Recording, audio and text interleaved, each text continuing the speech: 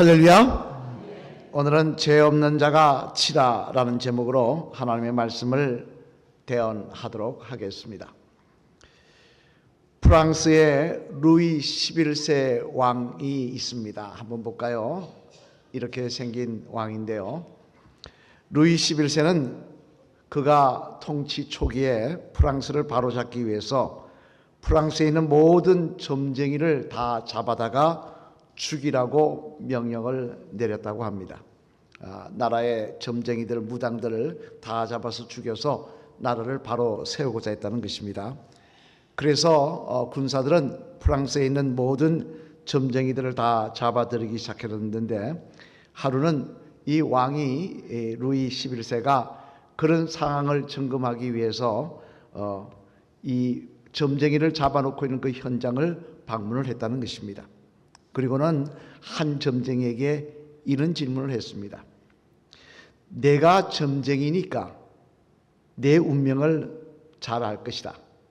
내가 죽기 전에 너의 운명을 스스로 점쳐봐라. 그러니까 점쟁이에게 너 운명 한번 점쳐봐라. 어디 맞나 틀리나 두고 보자. 그렇게 이야기를 했다는 것입니다. 뭐 운명이야 말할 거 없죠. 잡아 죽이려고 들어왔으니까 당연히 죽는 거 아니겠습니까? 그러자 점쟁이는 점을 치는 척 하다가 뭐라고 대답했느냐, 이렇게 대답했다는 겁니다. 폐하, 점괘가 나왔습니다. 저의 운명은 폐하보다 사흘 일찍 죽는 것입니다 라고 했다는 것입니다. 무슨 이야기가 되십니까? 그러면 이 점쟁이의 점괘대로 하면, 만약 오늘 점쟁이를 죽이면 왕은 언제 죽는다는 이야기입니까? 사흘 뒤에 죽는다는 이야기예요. 자, 이런 이야기를 들었으니 그게 맞든 안 맞든 왕의 입장에서는 얼마나 찜찜하겠습니까? 그렇다면 제가 물어보겠습니다. 이 점쟁이가 살았을까요? 죽었을까요? 네, 살았다고 합니다. 왕이 고민하다가 아무리 생각해도 찝찝한 거예요. 안 죽으면 다행이지만 죽으면 어떡합니까? 그래서 이 점쟁이를 살려두었다고 합니다. 이 이야기를 읽다 보면서 참 악한 일의 지혜가 더 놀랍다 하는 생각을 해보았습니다만, 사실 여러분, 악한 지혜가 얼마나 놀랍습니까? 선한 지혜보다 악한 지혜가 더 놀랍습니다. 대표적으로 우리 주변에 특별히 요즘 보이스피싱 있지 않습니까? 그거 보면 깜짝깜짝 놀랍니다. 어떤 이런 아이디어를 낼 수 있을까? 예? 어떻게 저런 발상을 해서 속지 않으려고 하는 사람들을 속일 수 있을까? 그 내용을 볼 때마다 악한 쪽으로의 지혜로움에 대해 다시 한번 놀라게 되는 것이 우리들의 모습입니다만, 오늘 본문 말씀에도 보면 이런 악한 지혜가 동원되고 있는 내용이 나오는데, 먼저 오늘 본문 3절로 5절 말씀 앞을 보시며 한번 같이 읽어보시겠습니다. 시작.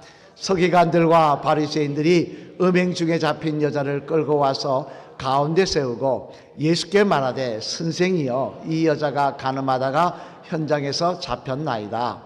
모세는 율법에 이러한 여자를 돌로 치라 명하였거니와 선생은 어떻게 말하겠나이까? 아멘. 자, 무슨 말씀입니까?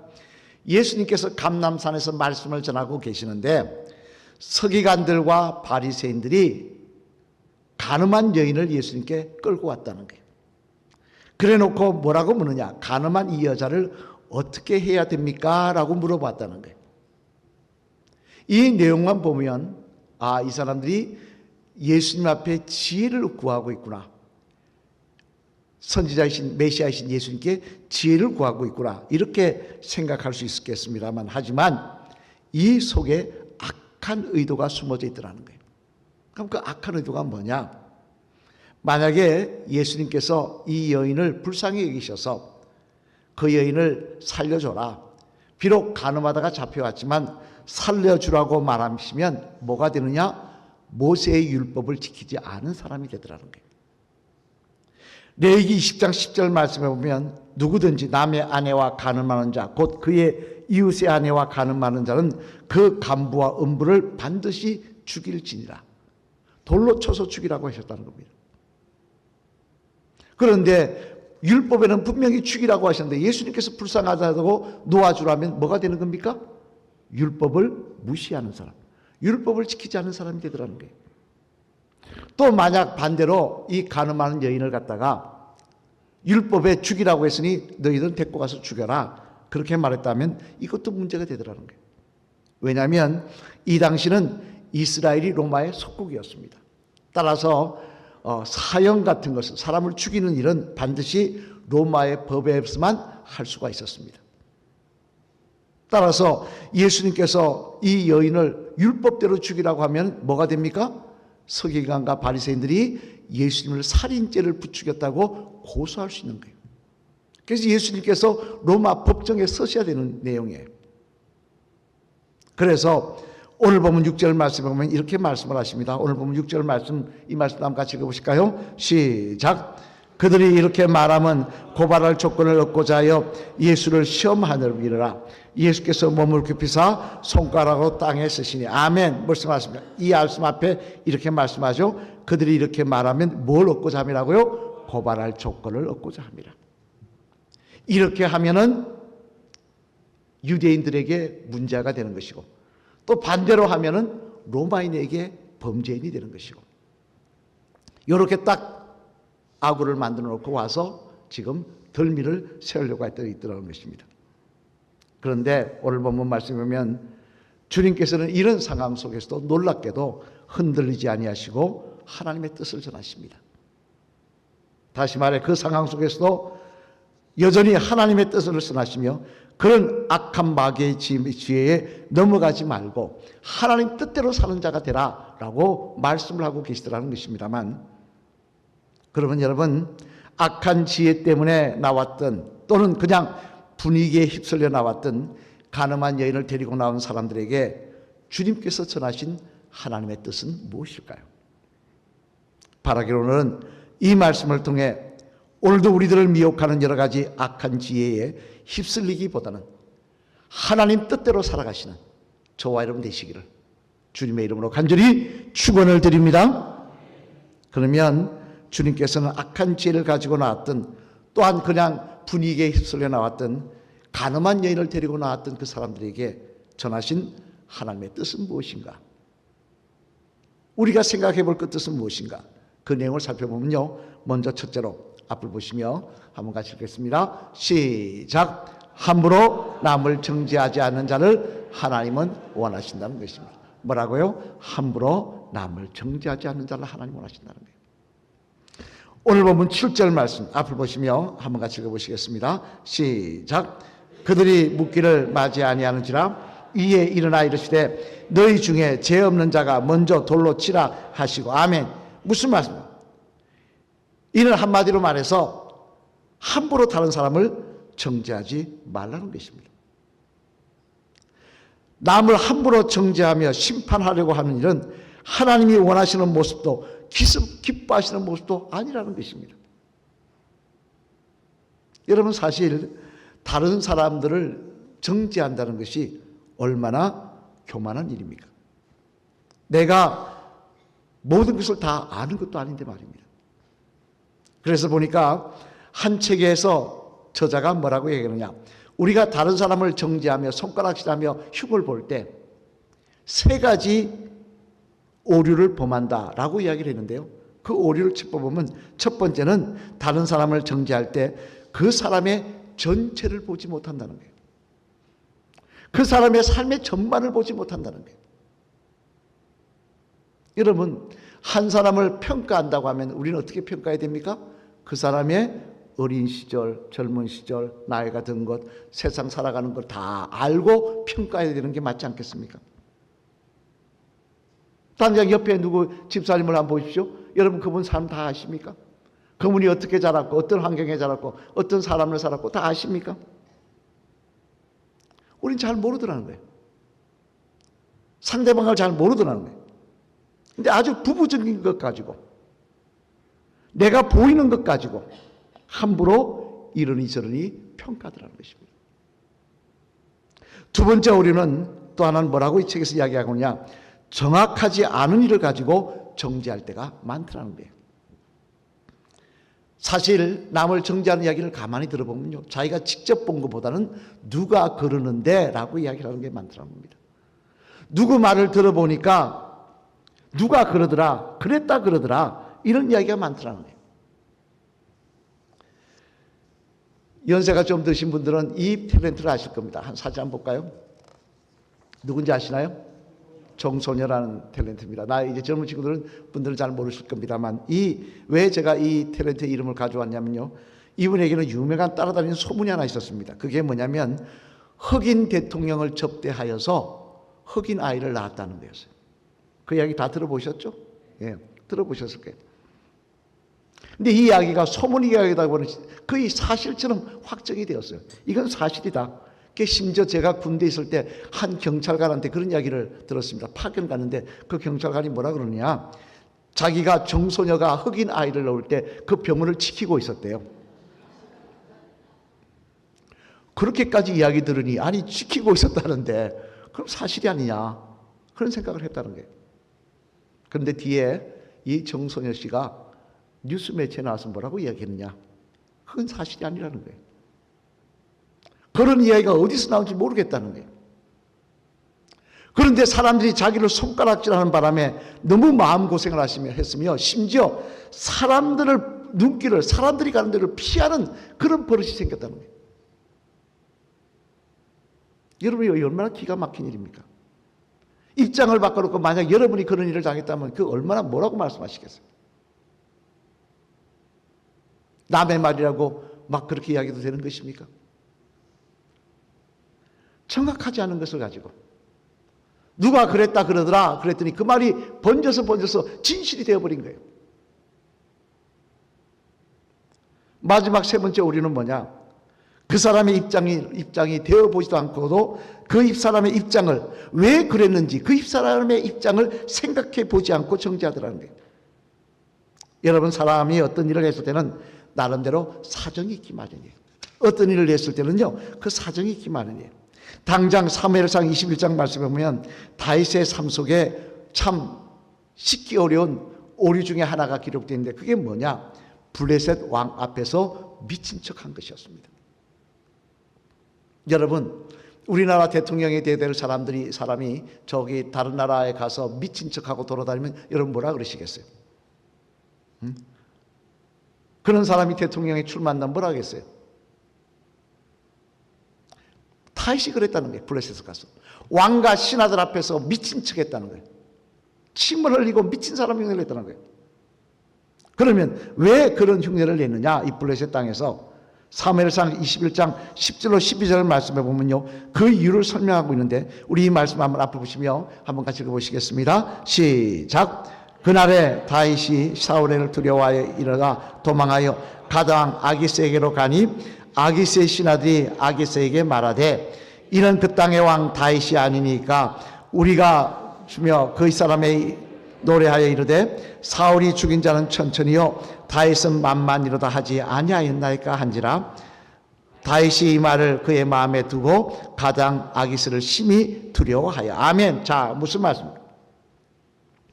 다윗이 사울왕이 자기를 죽이려 하다 도망갈 데가 없어서 블레셋까지 갔다는 거예요. 그런데 갔을 때 이유는 뭐냐, 이제 세월이 지났으니까 블레셋 사람들이 나를 못 알아볼 것이라고 갔는데 웬걸 너무 잘 알아보는 거예요. 우리 장군 골리앗을 죽인 사람이 아니냐, 그리고 죽이려고 하더라는 거예요. 어떻게 합니까? 살려니까 미친 척 했다는 거예요. 미친 사람은 건드리지 않은 걸 알고, 왜? 미친 사람은 건드리면 귀신이 자기한테 들어온다고 생각해서 건드리지 않았으니까. 목숨을 구하기 위해서 미친 척 했다. 인기응변으로 미친 척 했다는 거예요. 그런데 그런 내용은 생각하지도 않고 다윗은 요즘 제정신이 아니야, 미쳤어, 그 사람 미쳤어, 그렇게 얘기하면 되겠습니까? 이처럼 우리가 다른 사람을 정죄한다는 것은 사실 듣고 보고 아는데 한계가 있는 우리들에게 있어서는 분명히 무리가 있는 일이기에 하지 말아야 하는 것입니다만, 하지만 이보다도 우리가 다른 사람들을 정죄하지 않아야 될 이유가 있습니다. 그것은 무엇보다 나도 다른 사람과 똑같은 죄인이기 때문입니다. 오늘 보면 7절 말씀 다시 한번 읽어보시겠습니다. 시작. 그들이 묻기를 맞이 아니한지라 일어나 이르시되 너희 중에 죄 없는 자가 먼저 돌로 치라 하시고. 아멘. 자, 뭐라고 말씀해요? 너희 중에 죄 없는 자가 치라. 너희들 지금 죄인 데리고 왔는데 너희 중에 죄 없는 자가 치라. 그랬더니 어떻게 합니까? 다 돌아가더라는 거예요. 왜? 돌아보니까 나도 죄인이거든요. 이 세상에 여러분 죄 없는 사람이 누가 있습니까? 흉 없는 사람이 누가 있습니까? 문제 없는 사람이 누가 있습니까? 그래서 마태복음 7장 3절로 4절 말씀해 보면요, 주님은 함부로 다른 사람을 정죄하는 우리들에게 이렇게 말씀하십니다. 우리 마태복음 7장 3절로 4절 말씀 앞을 보시며 한번 같이 읽어보시겠습니다. 시작. 어찌하여 형제의 눈 속에 있는 티는 보고 내 눈 속에 있는 들보는 깨닫지 못하느냐. 보라, 내 눈 속에 들보가 있는데 어찌하여 형제에게 말하기를 나는 내 눈 속에 있는 티를 빼게 하라 하겠느냐. 아멘. 무슨 말씀이에요? 너도 죄인인 주제에, 너도 문제가 많은 주제에 왜 다른 사람의 죄를 가지고 잘며 들먹이며 정죄하고 있느냐는 것입니다. 따라서 우리는 시편 101편 5절에 있는 하나님의 말씀을 주목해 보아야 됩니다. 우리 외워야 될 말씀이죠. 시편 101편 5절 말씀 앞을 보시며 한번 같이 읽어보시겠습니다. 시작. 자기의 이웃을 은근히 헐뜯는 자를 내가 멸할 것이요 눈이 높고 마음이 교만한 자를 내가 용납하지 아니하리로다. 아멘. 뭐라고 이야기합니다. 남을 정죄하는 자는 뭐냐? 눈이 높고 마음이 교만한 자라는 거예요. 하나님 보시기에 그렇다는 거예요. 그래서 하나님께서 보시기에 뭐라냐? 이 사람은 하나님의 심판을 받아야 될 사람이라는 것이에요. 여러분 오늘도 여러분 주변의 교인들을 보고 성도를 보고 함부로 이러쿵저러쿵 말하십니까? 그렇다면 우리도 하나님 앞에 가서 똑같이 정죄받을 것입니다. 바라기는 사인가 남을 정죄하는 일에 익숙한 우리의 입술이 성령의 역사로 거듭나셔서 정죄하기보다는 축복하시며 위하여 기도하시는 믿음의 성도가 되시기를 주님의 이름으로 간절히 축원을 드립니다. 두 번째로 또 한 주님은 이 여인을 통해서 무엇을 사람들에게 말씀하시냐. 같이 한번 읽어보시겠습니다. 시작. 남을 용서할 줄 아는 사람을 하나님은 원하신다는 것입니다. 뭐라고요? 남을 용서할 줄 아는 사람을 하나님 원하신다고 말씀하고 계시더라고요. 오늘 보면 11절 말씀 앞을 보시며 한번 같이 읽어보시겠습니다. 시작. 예수께서 이르시되 나도 너를 정죄하지 않으니 가서 다시는 죄를 범하지 말라 하시니라. 아멘. 무슨 이야기입니까? 죄 없는 자가 치라고 하시고 난 다음에 그 다음 뭐라냐. 주님은 몸소 보여주십니다. 그 여인을 용서하는 모습을. 그 여인을 심판하는 모습이 아니라 용서하는 모습을 보이시더라는 거예요. 이게 하나님이 기뻐하시는 모습이라는 걸 보이시더라는 거예요. 그러면서 너희도 이렇게 살아라고 말씀하시더라는 거예요. 여러분, 이처럼 용서는 하나님을 따르는 성도가 반드시 해야 될 일입니다. 왜냐하면 용서하는 일에는 큰 은혜가 있는데요. 큰 그게 있는데 첫 번째는 뭐냐면 먼저는 용서하지 않으면 성도로서 당연히 누려야 될 하나님이 주시는 평강을 맛볼 수가 없기 때문에 그래요. 심리학 박사이자 용서의 작가라고 불리는 프레드 러스킨이라는 사람이 있습니다만 그는 그의 책 용서에서 이런 말을 합니다. 사람은 자유가 필요합니다. 내 영혼이 자유해야 하는데 자유의 뿌리는 뭐냐? 용서입니다. 남을 용서할 때부터 각으로부터 자유할 수 있고 내가 남을 용서할 때 그때부터 모든 두려움으로부터 자유할 수 있습니다. 여러분 이 말을 어떻게 생각하십니까? 맞는 말이지 않습니까? 남을 미워하면요 내가 자유할 수 없어요. 그 사람을 볼 때마다 내 마음이 지옥이 돼요. 그 사람을 볼 때마다 내 마음에 먹던 음식이 탁 채해버려요. 하나님이 주시는 평강 아무리 말해도 그 평강이 우리 마음에 임할 수가 없는데 따라서 용서할 때 영혼은 자유할 수 있으며 주님이 주신 자유를 누릴 수 있으며 주님이 주신 평강을 맛보는 인생이 될 수 있다는 것입니다만 또 하나 용서해야 될 이유는 더 중요한 이유는 뭐냐? 우리가 용서하지 않으면요 하나님으로부터 용서받을 수 없기 때문이에요. 마태복음 6장 14절로 15절 말씀 앞을 보시며 우리 한 같이 읽어보실까요? 시작. 너희가 사람의 잘못을 용서하면 너희 하늘 아버지께서도 너희 잘못을 용서하시느니와 너희가 사람의 잘못을 용서하지 않으면 너희 아버지께서도 너희 잘못을 용서하지 아니하시리라. 아멘. 무슨 이야기입니까? 너희가 다른 사람을 용서하면 하나님 너희 용서해 주시겠다는 거예요. 내가 너희를 용서해 주는데 조건이 있다는 거예요. 너도 다른 사람 용서라는 거예요. 주기도문에도 뭐라고 이야기합니까? 우리가 우리의 죄를 사한 것 같이 우리의 죄를 용서하여 주옵시고, 우리가 다른 사람의 죄를 사한 것 같이 우리의 죄를 용서해. 조건이 있더라는 거예요. 남을 용서하지만 나도 용서받을 수 없어요. 여러분 이때까지 하나님 앞에 바르게 사셨습니까? 하나님이 용서 안 하셔도 여러분 천국 갈 자신 있으십니까? 그렇지 않다면 용서해야 되는 거예요. 용서하지 않고 마음에 미움을 담아들고 살고, 마음에 불평을 담아들고 살고, 지난 일을 계속 곱씹고 살아가고 있다고 한다면 우리도 똑같이 하나님 앞에 그 똑같은 대우를 받을 것이기 때문에 그렇습니다. 따라서 저와 여러분들은 오늘도 기도하며 성령의 도우심으로 용서하는 일에, 남을 용서하는 일에 최선을 다하는 주의 성도가 되어야 될 줄로 믿습니다. 사랑하는 성도 여러분, 16세기 폴란드 유명한 천문학자인 코페르니쿠스라는 사람이 있습니다. 한번 볼까요? 이렇게 생긴 사람인데요, 이 코페르니쿠스, 그런 세상을 떠날 때 자기 묘비방에 이런 말을 적었다고 합니다. 그의 묘비방엔 이 내용이 기록되어 있다고 합니다. 지금도 한번 들어보세요. 하나님이여, 나는 바울이 가졌던 특권을 구하지도 않습니다. 베드로에게 주셨던 능력을 구하지도 않습니다.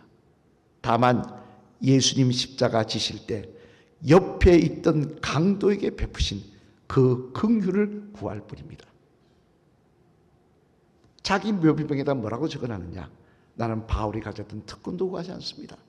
나는 베드로가 가졌던 능력도 구하지 않습니다. 단지 내가 구하는 것은 예수님 십자가 달리실 때 그 옆에 달렸던 그 강도, 그 강도에게 베푸셨던 그 긍휼, 그것 제가 구할 뿐입니다.